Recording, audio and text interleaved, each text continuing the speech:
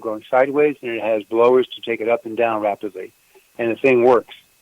Now, for the listeners, it's not a large made, or I should not man-made, but it's not manned by human beings. It's 4 feet across in diameter, so it's a replica, okay? But it acts just like a flying saucer. So if that's out, and you have drones out that can go quickly up and down and forward and back, you're going to have a lot of spoofs, a lot of people spoofing the UFO thing and trying to water it down and make fun of it, because you can put a big light on a drone and make it look just like a light going up and down real rapidly or turning it off. I would just, pay it no attention. It's just people that don't like the idea. It either scares them or they want to get notoriety, so they'll put their little video up there and say that this was a UFO, and then later be found out that it wasn't. Then come clean and say, "Oh no, it was just my drone," just to kind of like muddy the waters, and that's fine. As long as we know that is going on, and that's the case. You got to pick and choose and do your research well. Mm-hmm. Know who you're talking to. I'm talking to you, and you're telling me about something you experienced. I know you experienced it. There's no reason for you to lie. No, I got no reason why. I'm not saying it was alien or anything. I just know that in my 50-some years, I've never seen that high up, that fast. Right. And it just, it really stopped me in my tracks. It confused me so much, I didn't even film it. I just took pictures of it. I wish I'd have filmed it, Right. And balloons don't rise that fast, right? So it's not a weather balloon, which the old Air Force, that was the old Air Force, lean on me, air balloon, and every pilot that's been a commercial pilot that's seen one of these things, they say, it might have been an air balloon. That's because their superior told them to say that. So it would save their jobs. And the object I seen was actually cigar shaped, and I mean it was so high up. It still had a little bit. It had to be pretty big because it was so high up. It was actually small, but it had to be big, and it was cigar shaped. And there was no you couldn't see no contrails or nothing like that. There was no wings, no stream of smoke, no anything. It was just like a little cigar going very fast. I mean, really fast. Yeah, well, that's probably one of your motherships. They stay up there and they send out the drones. Yeah. Yeah, it was, it really stopped me in my tracks, I'll tell you that. I did take pictures of it and blew them up and stuff, but I didn't post them anywhere. I didn't know what to do with them. Yeah. And, but I always keep my eyes open, There's so many sightings nowadays, and everybody's got a recorder or a camera with them, because of their cell phones, so we're seeing a lot of stuff now. But like you touched on a good thing there. There's so many drones now. You can dress a drone up like a UFO and fake a lot of people, unfortunately. Oh yeah. I'm sure there's already people doing it. I talked with a friend here in Nashville about it. He's got a drone. He was out testing it by himself for about 4 days, and I said, you know what? You can make a UFO out of that. He goes, yeah.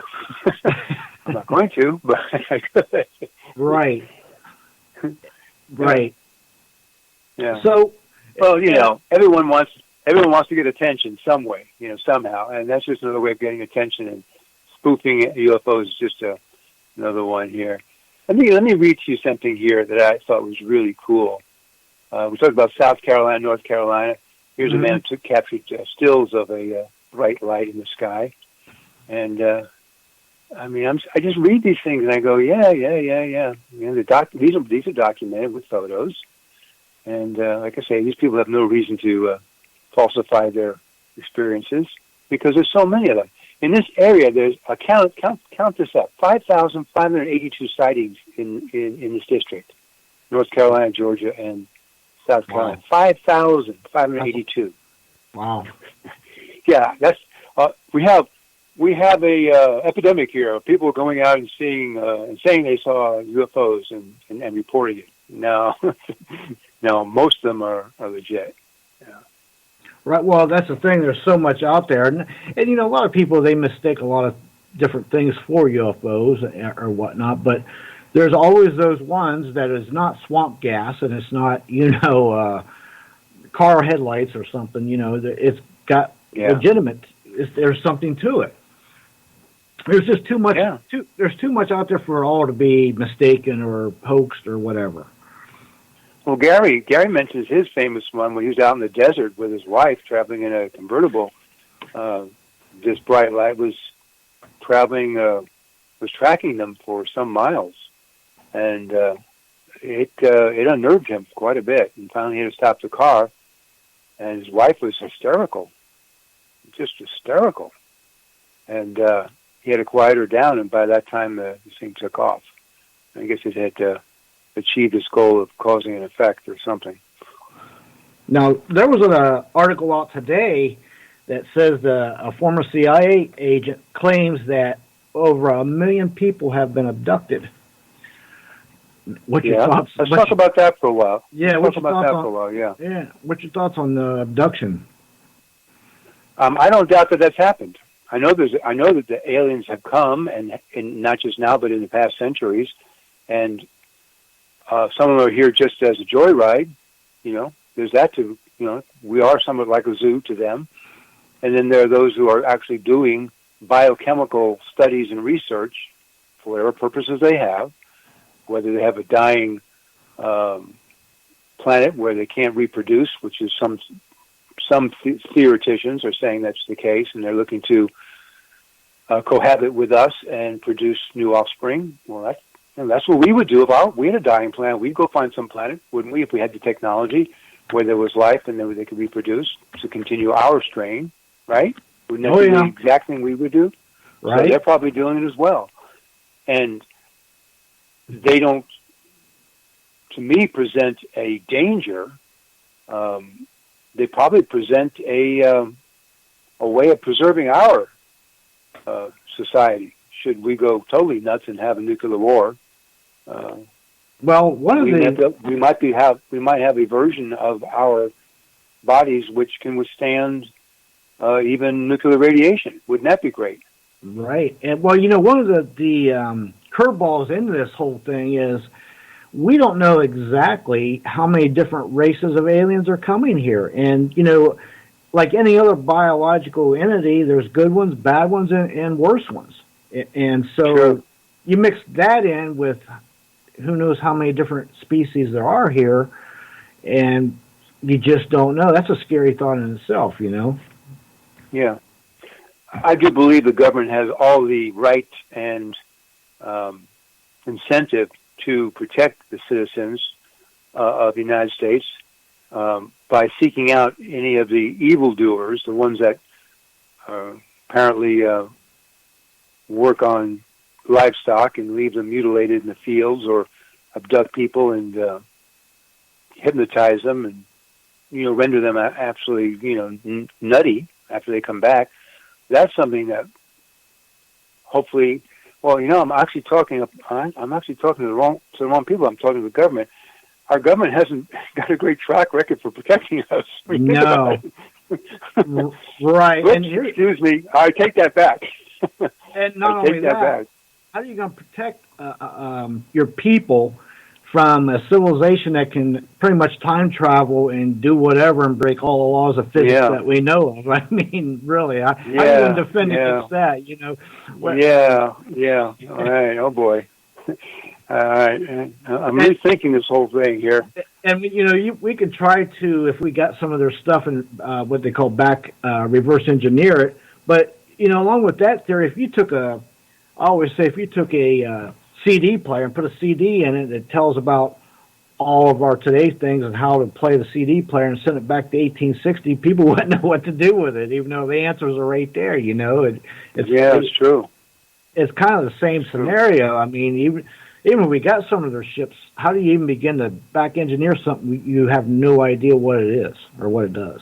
I think it's time that we contact the friendlier, the greater majority of these aliens and get a powwow going pretty soon. If the government at Area 51 has aliens, alive or dead, they better put out some kind of program.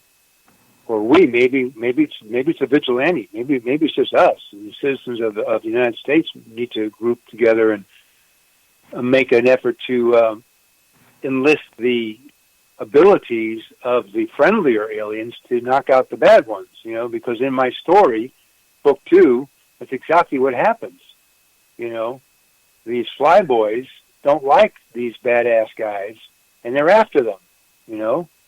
And by the 3rd book, by the time Elvis gets back home and he confronts his misdeeds, the ones he didn't get caught for, and gets repatronized in his society, I have a portion of the story where the flyboys come back and they ask for the exact location of the teleportation station here on Earth, which is allowing the badass guys to come through and interbulate and mess up our governments and mess up our monarchs and our leaders and cause chaos on a regular basis. You know, wars that should never have occurred, like World War I, and you know, things like that.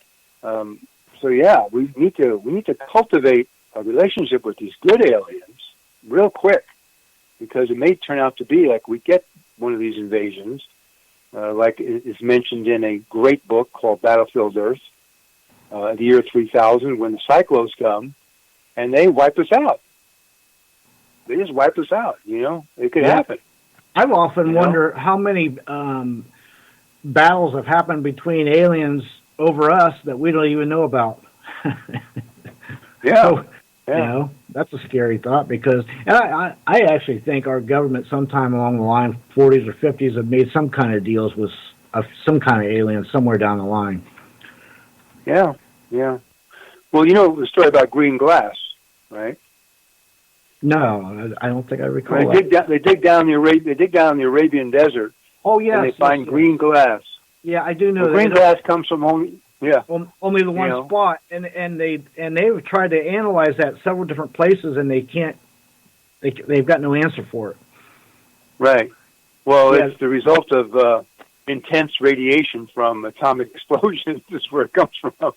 And it's only in the one spot, that the Arabian desert there, the one spot. So it could be there was a war back then between two civilizations, and one got wiped out through nuclear, explosions. Mm-hmm. You know, yeah, I find that's fascinating, because I have seen it on a couple shows where they were different places trying to analyze and figure out where it come from, what it's from, and they had no answer. They were baffled by it.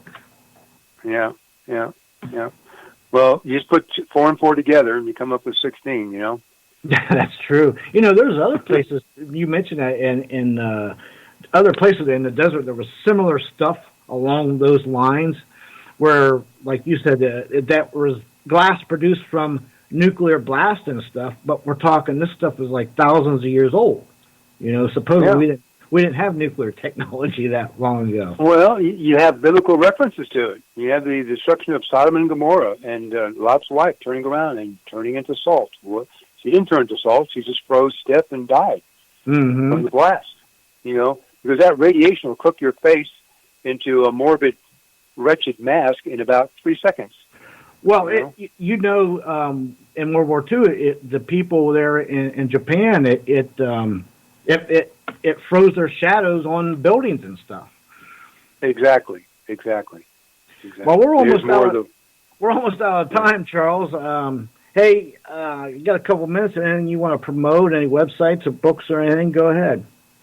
Now, people are interested in my writings. If they think they would like to read something that's part fiction and part not fiction, either become a Goodreads reader and contact me, and I'll send you a copy of the first book gratis, or you can go to Amazon and get it through Kindle or get a paperback copy. It's up there, Confessions of an Alien, Marooned on Earth. You can also look at my nonfiction books, which are up there under my name. And glad to know that you enjoyed reading the books, or not. You can always review a book the way you see fit, whether you liked it or not. And I'd be happy to get a review or some comments back if you do. So, yeah. All right, Charles. Hey, thank you so much for being my guest tonight, and I hope you have a wonderful weekend. And I wish the best for you. Well, before I leave, I want to tell you one more thing. Yep. And that's for everybody listening. The meteor shower, which began at 10 o'clock or 11 o'clock your time,